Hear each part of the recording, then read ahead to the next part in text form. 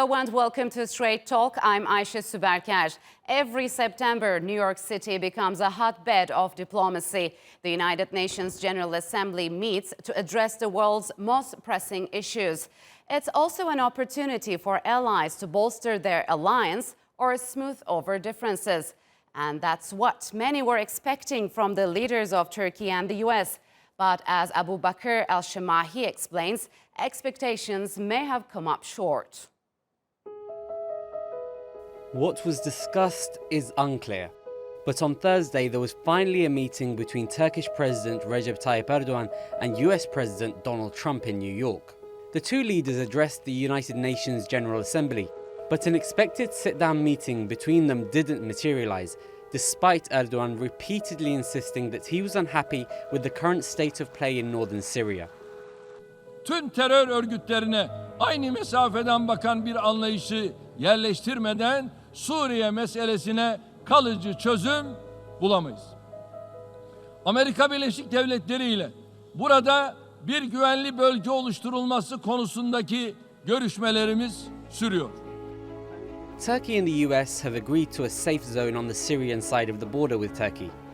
It would potentially serve as a buffer zone, protecting Turkey from attacks from inside Syria.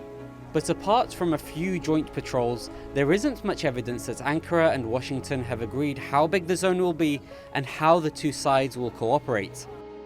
Erdogan has in the past few weeks threatened to unilaterally push into northeastern Syria if the current safe zone isn't expanded. Trump didn't comment on the safe zone at the UN, but at an event earlier this week, he referred to Erdogan in friendly terms. With us today is Pastor Andrew Brunson, who was imprisoned in Turkey for a long period of time.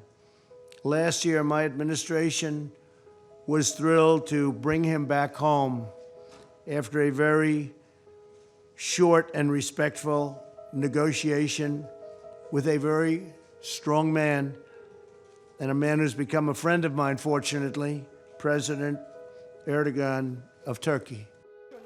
The Brunson affair was one of the low points in Turkish-US relations over the past few years. But despite clear differences between Turkish and US policy, a rapport appears to have developed between Erdogan and Trump. That's reflected in Trump's apparent willingness to avoid further sanctioning Turkey over its S-400 missile deal with Russia. And that might even involve reversing the decision to suspend Turkey's involvement in the F-35 fighter jet program. I'm hopeful we can get a more strategic relationship with Turkey. It's important. Try to get them back in the F-35 program. Maybe talk about a free trade agreement because Turkey's a very important ally. That may show that Erdogan's policy on the S-400 deal is working. And while that may be positive, there are always potential problems lying around the corner. For example, Turkey has stayed close to Iran, despite US opposition. Most recently, Erdogan refused to blame Tehran for an attack on Saudi Arabian oil facilities earlier this month. Well, I don't think it would be the right thing to do to blame Iran. We need to recognize the fact that attacks of this scale come from several parts of Yemen. But if we just place the entire burden on Iran, it wouldn't be the right way to go because the evidence available does not necessarily point to that fact. Turkey's attempt to position itself between Iran and the US is more evidence that Ankara wants to emphasize its foreign policy independence. But keeping all sides happy might prove to be difficult. Abu Bakr al-Shamahi, Straight Talk. And joining me now is Matthew Bryza, who is a former US ambassador and a senior fellow at the Atlantic Council, and Tarık Oğuzlu, who is a professor of political science and international relations at Antalya Bilim University. Welcome to Straight Talk. It's good to have you here. So President Erdogan met with a number of world leaders on the sidelines of the United Nations General Assembly, but it was with the US president for which the Turks actually wanted to see the most. They had a brief and cordial meeting, but before that, Trump ally Senator Lindsey Graham met with Erdogan, where he came up with some favorable proposals for Turkey, especially with the one that includes Turkey's return to the F-35 fighter jet program. So what has changed, Matthew? Thank you very much, Hashim. Well, Senator Graham for quite some time has been making periodic visits to Turkey, carrying some sort of message from President Trump. And so I think what is happening, I'm not sure anything has changed. I think all along the reality has been that the U.S. Congress has wanted to impose sanctions on Turkey, Yes. and also banish Turkey from the F-35 program. But Senator Graham, at President Trump's behest, has been looking for a way forward, looking for a way to keep the relations on track or get them back on track. And so I think now Is this in his capacity? he can deliver messages, and then he's a key ally in the Senate, because it's the Senate where there would have to be a new law passed that would allow President Trump the right not to impose sanctions. So you need a senator probably in this role. And then in terms of returning to the F-35 program, well, we heard what President Trump said at the G20 meeting in Osaka. He was blaming the Obama administration for never selling Turkey Patriot missiles, which made it sound like the president himself wanted to find a way to bring Turkey back in the F-35. But the tensions ran so high this summer because of Turkey's purchase of S-400s. So, Tarık, how come Turkey once again become U.S.'s strategic ally? I think it's all about the changes in the systemic factor. The character of international politics has been changing quite dramatically over the last 10 years. So we are slowly somehow shifting from a kind of unipolar era to a multipolar era in which Turkey is trying to improve its relations with Russia and China. And recent years have witnessed that Turkish decision makers took quite important initiatives to build up a new relationship with the emerging powers of Asia or the non-Western world. Turkey's import of this S-400 missile system from Russia speaks a lot in the context of Turkey's changing relationship with NATO particularly. So many people have come to the conclusion that what's wrong with Turkey? Are we losing Turkey once again? So should we do something to make sure that Turkey attaches itself to the Western international community once again? So this, I think, seems to have produced a significant impact on the calculation of American decision makers.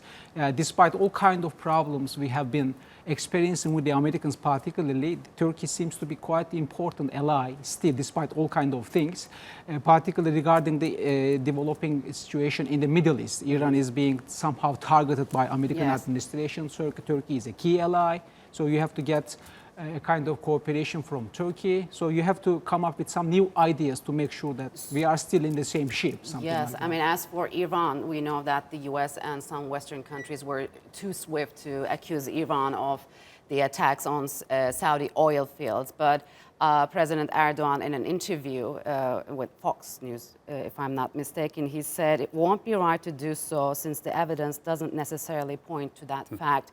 What do you think he's trying to signal? Well, I think he may be signaling that perhaps Houthi rebels really did launch the missiles, but I think it's pretty clear they had to have a lot of support from Iran, because you can't manufacture cruise missiles in Houthi-held territory or by Houthis, and it's the same with drones. So I think President Erdogan is also playing a bigger game, trying to reduce the level of tension and the likelihood that the U.S. and Iran might actually have a military conflict, which, by the way, President Trump does not want. Yeah. Others in the administration, like maybe Ambassador Bolton did, I think he doesn't want a military conflict. He's already in trouble, no? He's in big trouble. So do you believe, Tarık, Turkey is now pursuing a more independent foreign policy from its Western allies? Actually, Turkey has been following a kind of strategic autonomy-oriented foreign policy for a quite long period of time. It is not something that took place recently, but over the last 10 years, we have been searching for a new geopolitical understanding of Turkey. So instead of indexing all of our strategic calculations to our membership in NATO or EU, we are trying to prove that we are an independent country in one way or another. So this seems to have caused some consternations or anxiety or anger on the part of American decision makers. But let me add something to what Mitty has already said. Turkey doesn't want to see that the Middle Eastern geography becomes a kind of unstable environment, because it is very much against Turkish geopolitical interests. And thank God that we have Trump at White House, because Trump himself doesn't support the idea that the U.S. should be engaged in a new war in the Middle East. So if everything were left to him, so American troops would have left the area quite earlier, I guess so. So it is good that Trump is there. It is good that Bolton had to leave White House. So under this particular situation, maybe it's going to be much more likely for Turkey to improve its broken relationship with the United States, because the elections are coming very soon. So Trump wouldn't want to see that a new war takes place in the region. How do you describe the current status of Turkey-U.S. relations? It depends on which part of the U.S. you're looking at. So, as I was saying before, the Congress is still quite upset at Turkey for a number of things, some of them which Tarık touched upon. The fact that Turkey decided to buy a Russian super high-end weapon system is unfathomable in many circles of foreign policy elites and Congress because, as you were saying, Tarek, the assumption has been that Turkey's primary national security focus is NATO. So those people like me who grew up with the transatlantic alliance being the center of everything, can't really understand how Turkey is changing.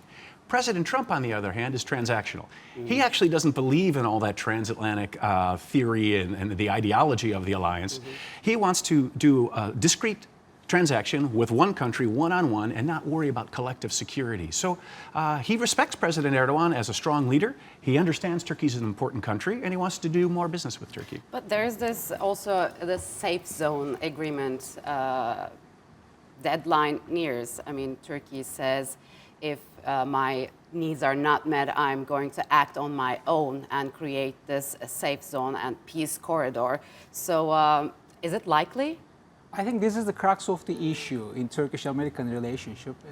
This is a very sensitive issue, particularly from Turkish perspective.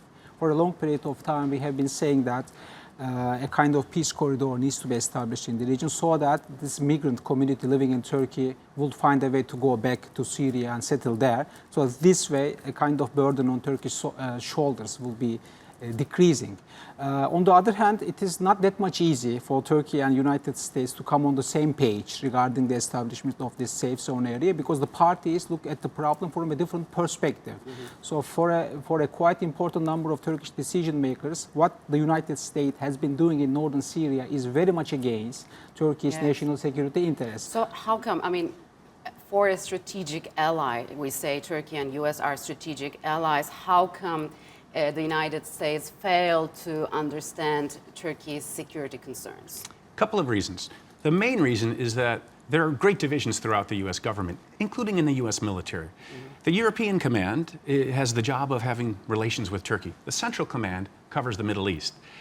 The senior leadership of the Central Command, number one, is still angry about March 1st, 2003, when they were junior officers, when the Grand National Assembly here said no to the U.S. request to move into Iraq via Turkey.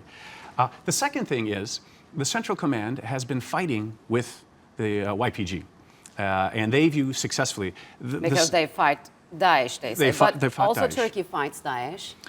Yeah, but there was a request by the United States a couple of years ago for 30,000 Turkish troops to fight Daesh, and Turkey wasn't ready to do that.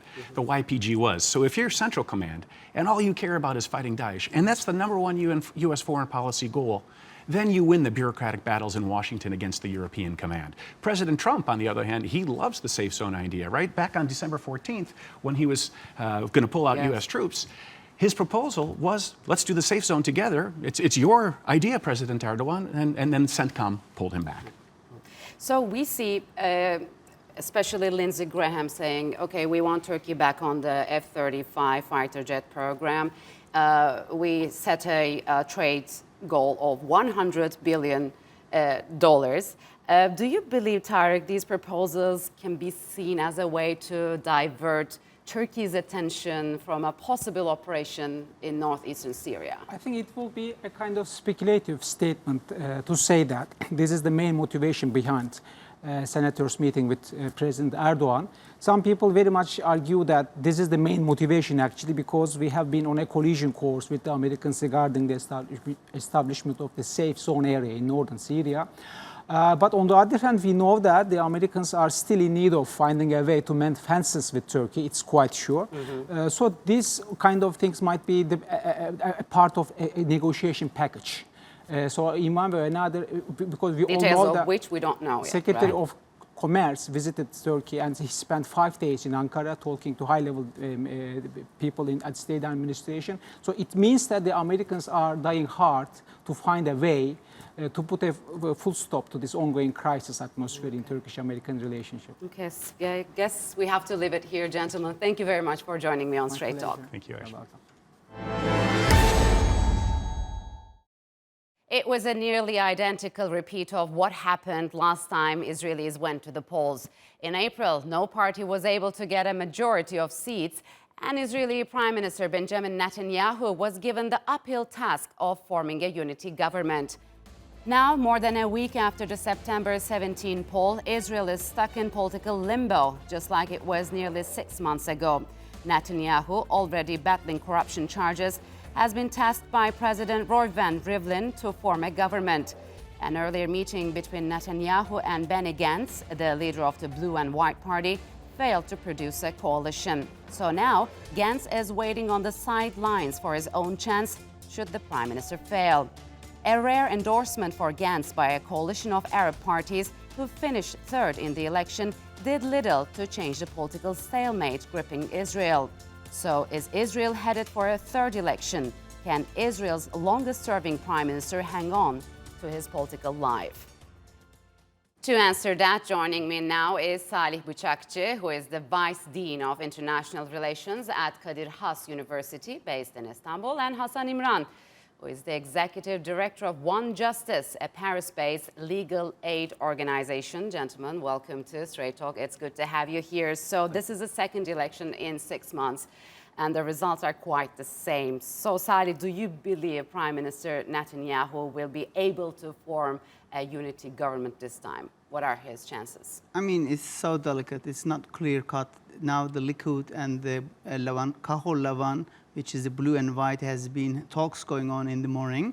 And everyone has each side of discussions. One of the biggest problem, some major parties are not asking the ultra-Orthodox Jewish parties shouldn't be joined to the government. And the other, Netanyahu, is also claimed the Gans, not the Arabic unity list, has to be joined the problem. So all historical and societal problems of the election still going on.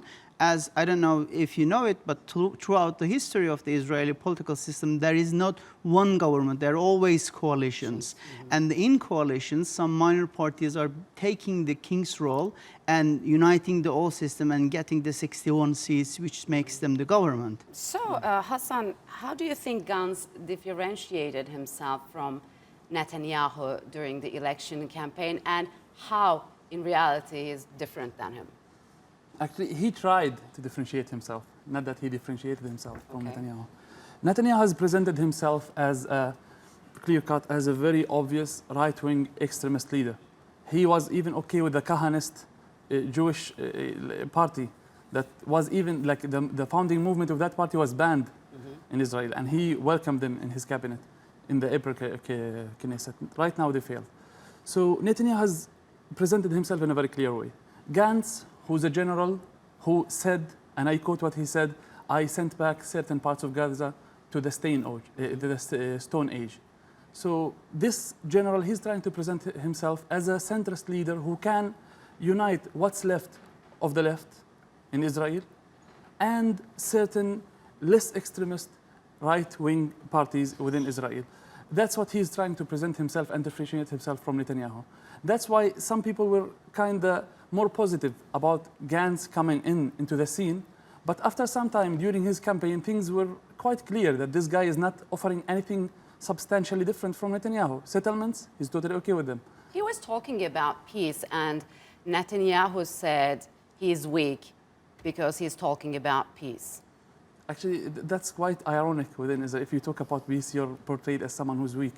Actually, Gans is not weak, but there's a fundamental issue with measuring the state of the candidate itself from his positions. Right now, Netanyahu is not the problem as many people try to portray him. He's a symptom of the problem. And Gantz, no matter what his personal beliefs are, cannot change the situation unless he makes some serious sacrifices. The main stances of Gantz, besides talking about peace, are the same like Netanyahu. Jerusalem, he accepted annexing Jerusalem, like any other mainstream political party in Israel. Settlements, the position is the same. Those are the red Refugees, lines, I understand. Basically, the major issues that like when we speak of peace, we're speaking about certain issues. So, Salih, what happens if Netanyahu fails to form a government? After the 28 days, then the president has to give the Gans, and the Gans has to try for 23 weeks again. And there is also possibility to have an extension for the 2 more weeks on both sides. And if they couldn't, there is a chance to give in to the third party to establish the government. So who he will be reaching out if Gans is tasked with? the Likud and the Likud list is a little bit problematic. And when they make a meeting with the Likud, they have saying that we are no problem with the Likud, but we have also no personal animus with the Bibi Netanyahu. But the problem is he's corrupted. So they are on the deal.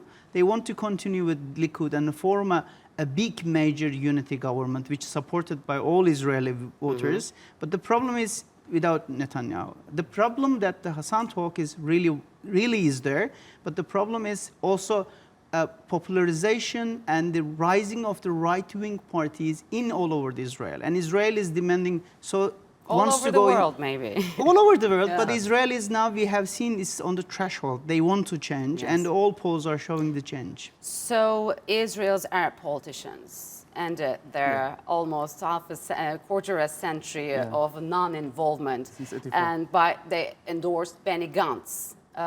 Was this a mistake?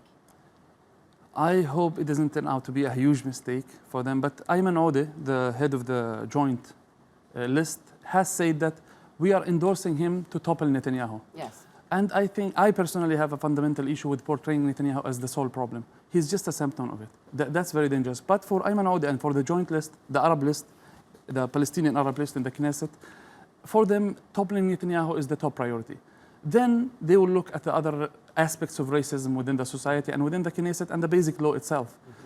But I am afraid that Gans cannot afford to have an Arab party with him in the Knesset, in the cabinet. He would lose his bloc. His bloc would break up if he unites. I hope to be hopeful, but like right now the situation is a little bit not promising. I think we have to divide the issue into two phases. I mean, from the Oslo Agreement, the Palestinians who are in the national authority places and the Arab Israelis who are inside the Israel are the two different notions. Because the turnout of the votes now for Unity Party of the Arab list is 60%. We haven't seen this turnout throughout the history, and this is a big hope, and it's going to change. But do not forget that there is a one party, which is Balat, is now making problems with the Unity list. And three of its members, right? Yeah, and that is the biggest problem that we have seen on the list, that it will be a problem. And the presence of the Arabs in the list with the deal with the Gans is also gives a tool leverage for the Netanyahu. And I said to you, you see, the Gans is making a coalition with Arabs, so it's going to be an Arab coalition, and it will change everything, because Netanyahu really likes to show everything as a problem of a security. And that is what he wants to do. And now, how about moderate Israelis? I mean, Israelis are not happy, I'm sure, about it, and that is the biggest risk for it, because they don't want to go with the Netanyahu, not because of a Netanyahu and Likud, but because of the corruption cases that he had it.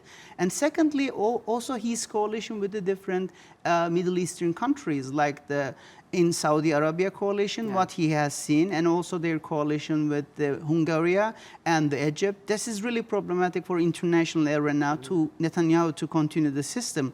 The Israel has to change it. And there's also financial problems, which I'm not sure if people are following, but the Minister of Foreign Affairs just called off the strike. They're on the strike because they don't have a budget throughout the times. And Netanyahu government is just beyond the lake. And this flag that they have continuing from the 7th of April to today is the really risk. And if there is a third election comes up, there's also that risk too. Hopeless risk problem for Israel. So Hassan, if Gans becomes prime minister, what do you think will be the fate of the peace process? I think he would do the same like what Olmert did. He would invite the Palestinians into negotiations, but tell them, hey guys, Jerusalem is off the table. Forget about the refugees. West Bank, now we cannot dissolve the settlements, but we can speak about few kilometers here and there, few natural resources. Basically, what's left of the peace process right now is how this Palestinian autonomy would look like.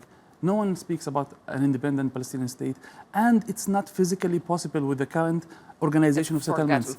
If you look at it, it looks like cantons, like isolated islands. So how can you have a state with isolated islands? So the prime minister actually, he promised that he'll annex large parts of the West Bank if he's elected again. He already did. He already did. I mean, there is a So it's not a big promise? if you ask me, I'm not sure what Hassan will said, but in my opinion, the settlements is really problematic. And even in this point, there is no peace process possible to continue because all Arab villages has been shattered down and their fields are shattered down. And to take it down is really hard position, which we have seen in Gaza or near Gaza settlements.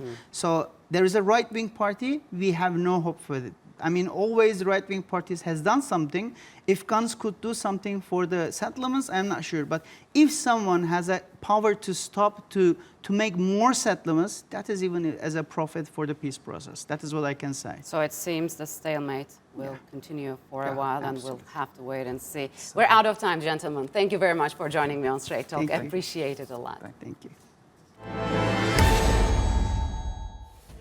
And that's all for this edition of Straight Talk with me, Ayşe Süberkaş. If you've got any comments, do share them with us on Twitter with the hashtag Straight Talk. Also, don't forget to subscribe to our YouTube channel. Until next time, take care and goodbye.